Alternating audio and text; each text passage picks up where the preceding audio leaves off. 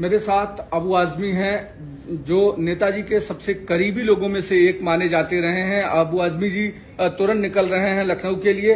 अबू भाई, ये दुखद खबर को कैसे देखते हैं आप और आपकी जिंदगी में इसका क्या परिणाम? देखिए, ये सुनकर हम लोगों की आंखों में आंसू हैं। मैं नहीं बल्कि मेरा पूरा परिवार आज दुखी है। इसलिए दुखी है कि यही जगह है वो जहाँ नेताजी 1994 में आए थे, जब मुख्यमंत्री थे, जब मेरे पे एक आरोप था बम ब्लास्ट का और मैं जमानत पे छूट कर आया था सुप्रीम कोर्ट से। यहाँ के पॉलिटिकल लोग मेरे साय से दूर भागते थे। उस वक्त एक नेता थे, मैं नाम नहीं लेना चाहता हूँ, कांग्रेस के, उनको मुख्यमंत्री ने कहा कि तुमको मैं इसलिए मंत्री नहीं बनाऊंगा कि तुम अबू आसिम के रिश्तेदार हो। मेरे साय से लोग भागते थे। ऐसे वक्त में एक मुसलमान उपेक्षित समाज के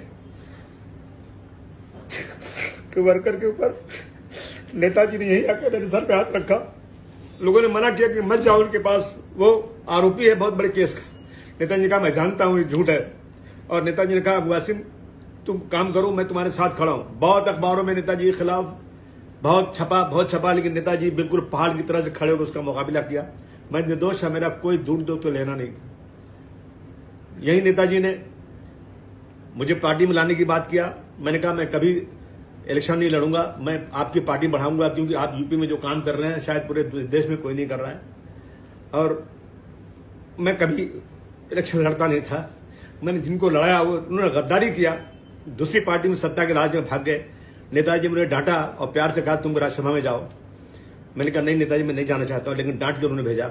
यहाँ पर एक बार एमएलसी का चांस आया, उन्होंने कहा तुम बनो। मैंने कहा नहीं, मैं हुसैन दरबारी को बना देता हूँ। कहा नहीं मत बनाओ, तुम बनो। मैं नहीं बना, मैं उनके वसूलों को लेकर चलता रहा। मुझे नेताजी की मोहब्बत मेरे दिल में है। जब मैं लखनऊ कभी जाऊं तो नेताजी अपने पास बुलाकर खाना खिलाते थे, मिठाई खिलाते थे, चाय पिलाते थे, और ज़ईफ होने के बाद भी जब खुद उठ नहीं सकते थे, लोगों को सहारे से उठ के कंधे पर हाथ रखकर मुझे गाड़ी तक छोड़ते थे। आप लगातार कह रहे हैं कि जब आपके ऊपर ब्लास्ट का आरोप लगा, आप भावुक भी हो गए हैं, रो भी रहे हैं कि उस समय में आपके साये से लोग भागते थे, आपको लोग दूर दूर तक पहचानने से इनकार करते थे जिस समय नेताजी हाथ पकड़ा। जी हाँ, बिल्कुल। और जिन अफसरों ने मुझे पकड़ा था बेगुनाह, मुझे नेताजी ने इस काबिल बनाया कि मैं उनके सामने खड़े होकर और मुझे सल्यूट करें, ये ताकत मुझे नेताजी ने दिया। जुल्म के खिलाफ लड़ाई लड़ने की ताकत मुझे नेताजी ने दिया। नेताजी समाज के सबसे आखिरी आदमी को, मैं एक बार बैठा था लखनऊ के ऑफिस में, भीड़ लगी हुई थी, नेताजी भाषण कर रहे थे, मुझे बुलाया उन्होंने, और सबसे कमजोर औरत जिसके पैर में चप्पल नहीं थी, गंदी साड़ी पहने हुई औरत, उसको बुलाया, बोलो तुम्हारा क्या काम है। आज मैं इस देश में, पूरे देश में ऐसा नेता कोई देखता नहीं हूं। रक्षा मंत्री बनने के बाद नेताजी ने जो हमारे शहीदों की, जवानों की लाश बॉर्डर से उनके मृत्यु के बाद, शहीद होने के बाद आती नहीं थी, वो नेताजी ने उनकी डेड बॉडी को उनके घर तक लाने के लिए नेताजी ने कानून बनाया। मैं समझता हूं कि आज के जमाने में ऐसा नेता नहीं है। सुभाष चंद्र बोस जी के बाद अगर इस देश में कोई नेताजी कहा जाता था तो मुलायम सिंह यादव कहे जाते थे।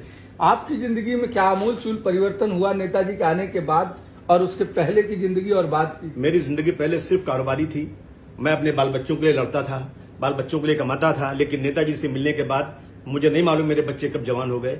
मैं नेताजी के वसूलों को लेकर मुंबई से लेकर यूपी तक सड़कों पर समाजवादी के झंडा लेकर फहरा रहा हूं, और मैं आपको यकीन दिलाता हूं कि मुझे कभी सत्ता मिले या ना मिले, मैं कभी सत्ता में भागीदार बनूं या ना बनूं, लेकिन मैं नेताजी के वसूलों को, उनके एहसानों को भूलूंगा कभी नहीं। मैं उन्हीं के झंडा लेकर चलता रहूंगा आखिर दम तक, ये मेरा संकल्प है। आप उनके जाने के बाद आपके जिंदगी में, चाहे राजनीतिक जिंदगी हो या पारिवारिक जिंदगी हो, एक जो है एक वडील, एक जो पिता के समान का जो हाथ साया था, क्या आप मानते हैं कि वो कहीं न कहीं छूट गया? बिल्कुल छूट गया। अभी नेताजी आए थे इस अस्पताल, ये मुकेश अंबानी जी के अस्पताल में आए थे। उन्होंने बेड पर सोए हुए तब अपनी बीमारी की हालत में मेरे हाथ को पकड़ा, 25 बार कम से कम 4-5 दिन के अंदर कहा कि तुम अबू आसिम, तुमको नहीं मालूम तुमको यूपी के लोग कितना चाहते हैं, तुम्हारा कद कितना बड़ा वहां है, तुम यहाँ छोड़ो, वहां आके काम करो, अखिलेश जी के साथ काम करो, तुम अच्छा बड़े नेता बनो। यानी उनकी हमेशा ये तमन्ना थी कि हम लोग आगे बढ़ें। तो नेताजी के निधन के बाद ये एक बहुत बड़ा जो है ना वैक्यूम हो गया है। मैं समझता हूँ ये वैक्यूम कोई पूरा नहीं कर सकता। आप सीधे वहां यहाँ से कहाँ जा रहे हैं और किस तरीके से? मुझे जाना है सैफई, लेकिन सैफई की कोई फ्लाइट नहीं है, इसलिए मैं लखनऊ जा रहा हूँ। लखनऊ से सीधा सैफई जाऊंगा। आप लगातार रो क्यों रहे हैं, क्यों? ये आंसू खुद निकल रहे हैं। क्योंकि जो क्षति आपके आंसुओं से दर्द और छलक रहा है कि लगातार आप किस तरीके से उस समय में कंडीशन थी, आपको लोग पहचानने से मना करते थे, आप सड़क पर जाते थे, आपके रिश्तेदारों से लोग दूर भागते थे। मैं आज इस मुल्क में एक मजलूम कौम हूं जिसे आज कोई पूछने को तैयार नहीं है, उसके साथ लगातार जुल्म किया जा रहा है। लेकिन मैं मानता हूं कि इस देश में एक ही नेता श्री मुलायम सिंह यादव जी हैं जो इस मजलूम कौम को इंसाफ देने के लिए आगे कदम बढ़ाया।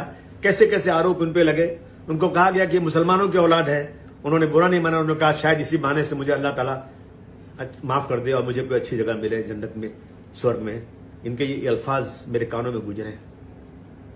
अब कैसे आगे की दिशा और दशा कैसे स्पष्ट कर रहे हैं कि जब नेताजी नहीं है, एक संरक्षक के तौर पर आपकी पार्टी में थे, और जब नहीं है तो कैसे? मैं समझता हूं कि उनके बेटे श्री अखिलेश यादव जी जो हैं वो जरूर उनके बताए हुए रास्तों पर चलेंगे, सबको जोड़ेंगे। और जो एक वैक्यूम पैदा हो गया राजनीति में, अखिलेश जी देश के रहने वाले मजदूर, किसान मजदूर, अल्पसंख्यकों की आवाज बनकर उठे हैं और ताकत से उठाएंगे, ये मुझे पूरी उम्मीद है।